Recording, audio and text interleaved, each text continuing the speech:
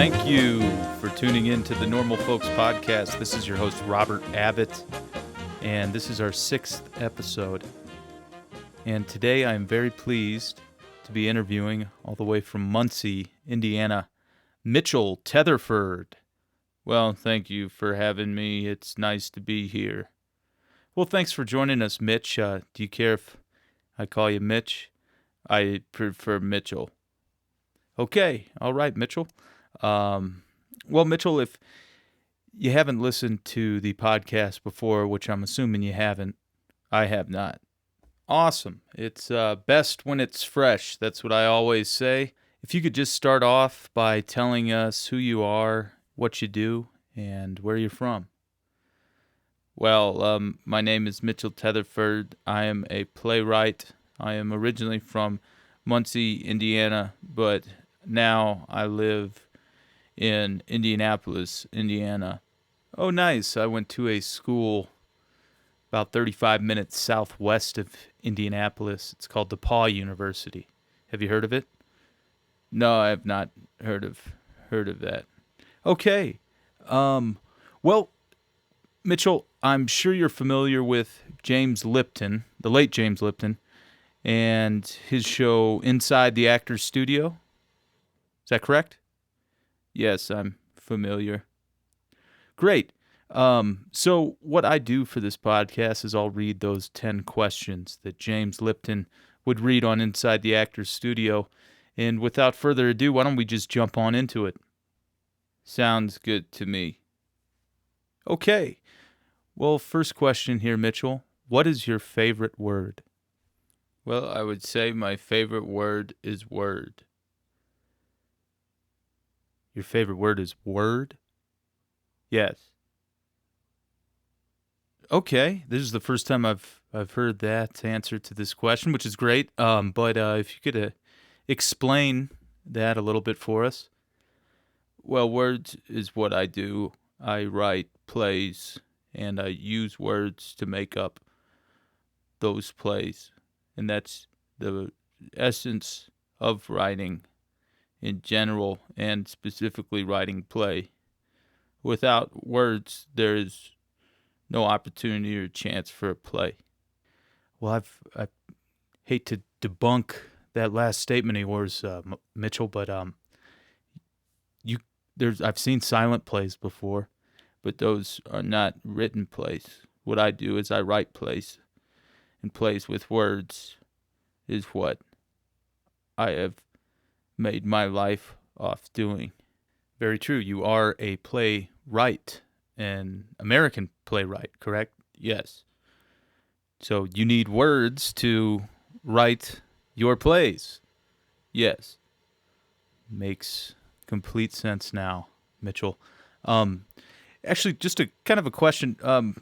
What defines an American playwright as opposed to an English playwright? I'd imagine, outside of just the geographical location of each, there's different writing styles. Could you kind of get into that a little bit? Well, me being an American playwright, I'm from America. I was born in Muncie, Indiana, like we've said multiple times thus far. An English playwright, such as Shakespeare, is from England. But there's nothing stylistically different between the two? No. Okay, let's move on to our second question here. Mitchell, what is your least favorite word? I would say my least favorite word is reject. Reject. Hopefully it hasn't happened to you often in your life as a playwright. No, not often, but when it does happen, it's quite demoralizing, as you can imagine. Yeah, that's what you do. Could you expand on that answer a little bit more?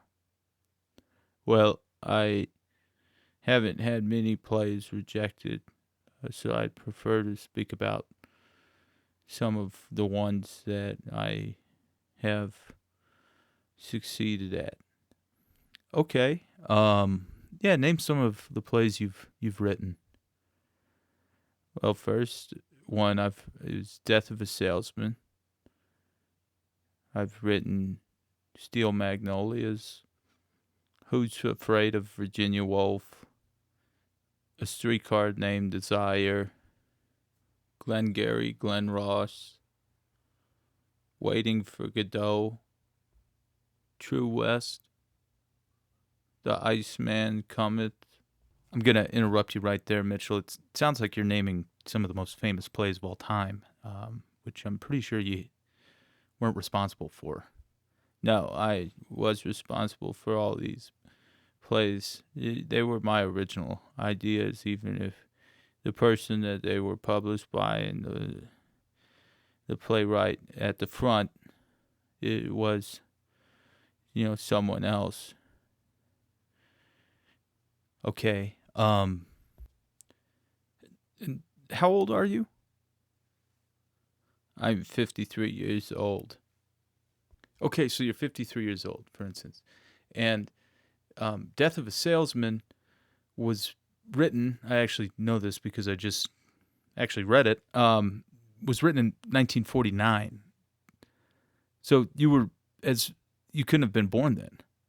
Well, I was time traveling at that time. Okay. Mitchell, just since we're on kind of a time crunch here to get through these 10 questions, we're going to move on to the third one. Technically, time isn't created until we make it creative, until we make it happen.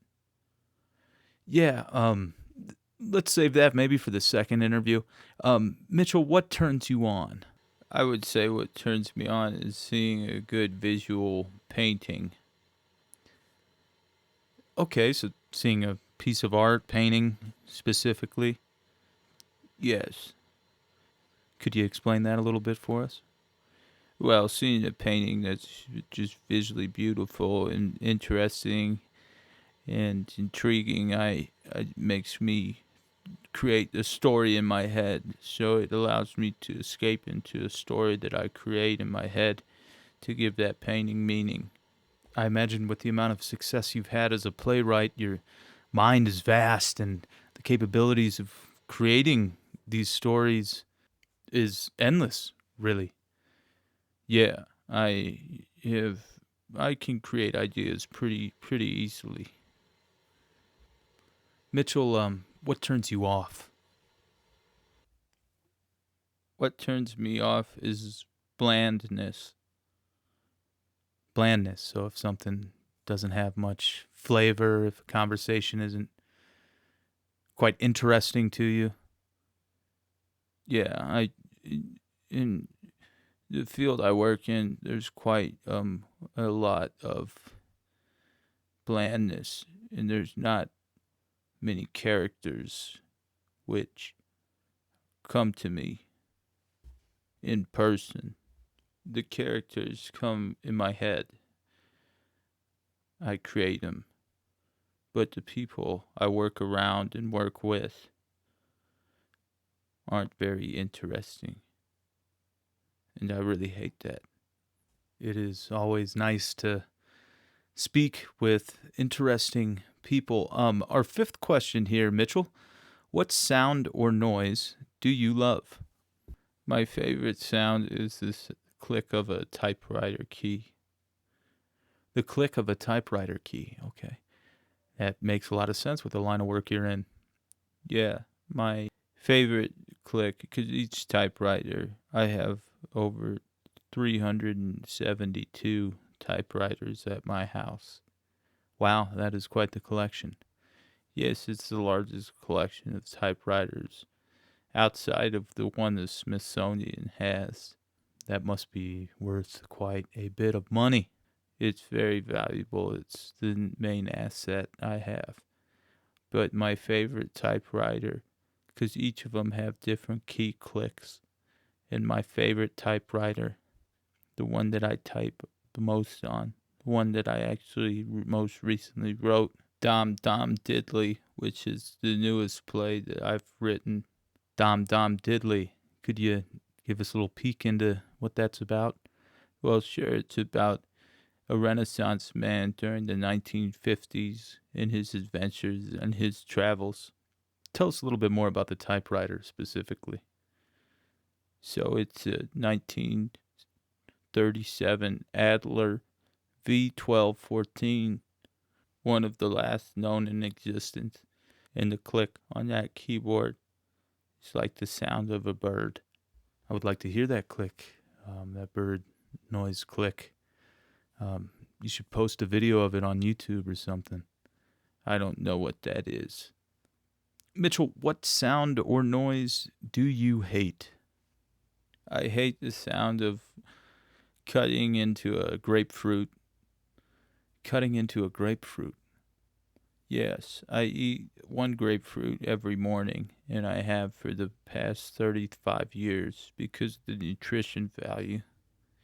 But cutting into the grapefruit, the squishiness in contrast to the cutting of the peel in the core, which is very fiberish, really nags my nerves. So I have to cut it every morning with earplugs in. Wow. Moving on to our seventh question here, Mitchell. What is your favorite curse word? My favorite curse word by far is asshole. Asshole. Could you explain that in detail for us? Well, yeah. When I was 22 years old, I was still living with my parents, and my father was giving me the business about not refortifying the cement floor in our garage like he had asked me to. But when I say asked, it was more forced me to do it. He would force me to do chores, which I was not pleased with. So I initially the garage put me over the top, and I called him an asshole, and I've never seen him again. So you haven't seen your father or your mother? You said parents, right? So you haven't seen them for over 30 years? That is correct, and I wish to end the conversation about them right now. Okay, yeah, we don't have to get into it. Mitchell, what profession other than your own would you like to attempt? I would like to be a TV news anchor. A TV news anchor. Just local, national, whatever I'd be able to get, really. Every day I watch every single newscast on TV, national, local.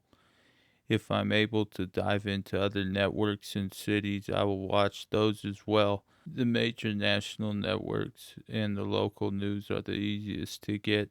I recently got the internet at my apartment, though, so I'm able to figure out what's going on using the news sources and watching all of them. I'm able to get a good picture on what actually is happening in the world, listening and watching all of them. That makes sense. A combined view of everything that's happening on each one of those individual stations gives you a good balance, I'd say. Yes, very much so. Mitchell, would you mind reading a news opening that I'm just going to create off the top of my head here, and you just repeat it as a news anchor? Because I'd like to see where this goes. Okay.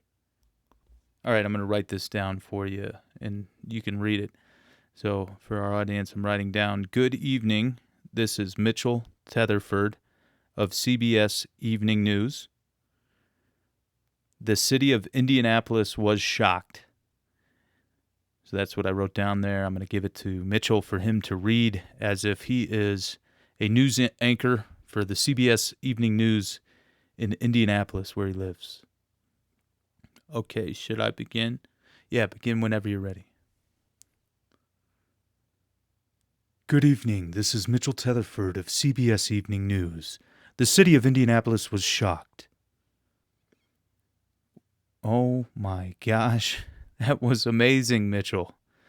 Round of applause. That was incredible. You sounded completely different than how you've been speaking to me thus far. Well, I'm able to play these characters in my head, and with that, watching so many news programs is just a typical news guy that you can just play, and I've written them into a number of my plays whenever I need a newscast in my plays. But I'm able to play those characters in my head because those characters, that's where they are, and I know what they sound like, so it's just vocalizing it. Well, that was incredible, Mitchell. You completely shocked me there. Our next question here, what profession would you not like to do? I wouldn't like to be a construction worker. That's what my father was. Okay. And I know this is a very touchy subject with you, which I don't want to dive into too much, but could you explain that a little bit, though, even though it is about your dad? Well, yeah, he was a construction worker, and he would always want me to do work around the house, which I had no idea how to do, and he would say, "I taught you this. I taught you." That's how he would talk. He'd say, "I taught you this at one time. I taught you this." That's how he would talk, and it would be frustrating because he did not teach me.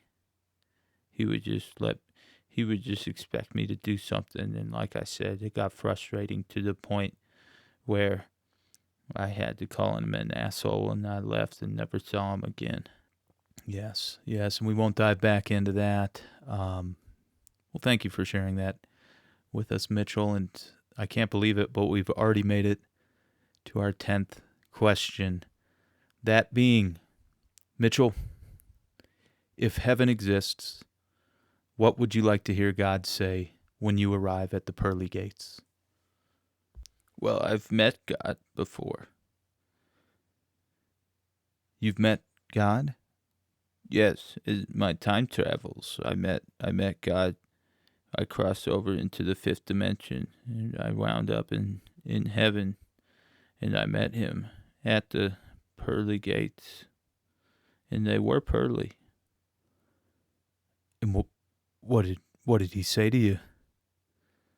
He said, "Name, please." Name, please. Yes, he said, "Name, please," because we had to check in, and then you just check in at the front gate. You actually don't go into heaven, but then they just send you back onto your time travels. But it is one of the waypoints, one of the checkpoints you have to go to. And God gets your name and checks you off, says, "Okay, Mitchell was here," and then lets you go.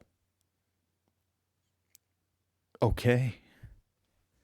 You know, Mitchell, I would love to dive into that more, but maybe we will get into that on a second interview. Would you be open to a second interview?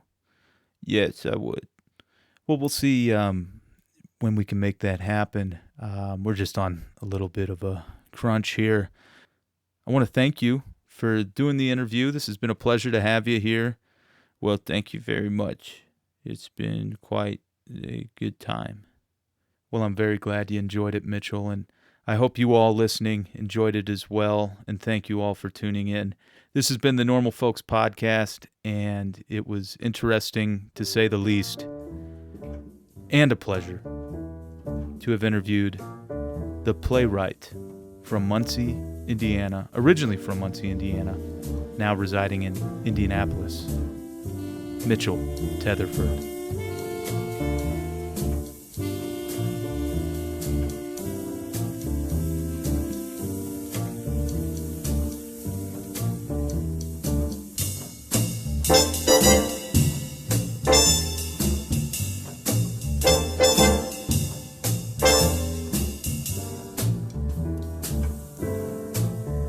Hi, this is Robert Abbott of the Normal Folks Podcast, and thank you all for listening.